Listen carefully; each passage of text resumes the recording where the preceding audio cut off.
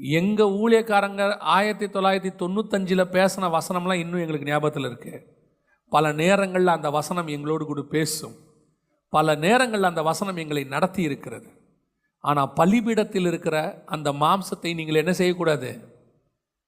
அதை புசிக்கக்கூடாது. திருச்சபைக்கு அதுக்கு வரக்கூடாது. உங்களுக்கு ஆண்டவர் கொடுத்துருக்கிற உணவு வேற. இப்போ இஸ்ரவேல் ஜனங்கள் இந்த அப்பத்தோட எதை மிக்ஸ் பண்ண விரும்புகிறாங்க? இறைச்சியை மிக்ஸ் பண்ண விரும்புகிறாங்க. கேட்குறாங்க, மாம்சம் வேணும். இன்னைக்கு திருச்சபை அப்படித்தான்.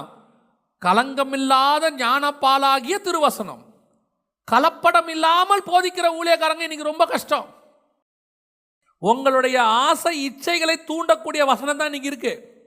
உங்க மாம்சத்தை திருப்தியாக்குற வசனம் தான் இருக்கு.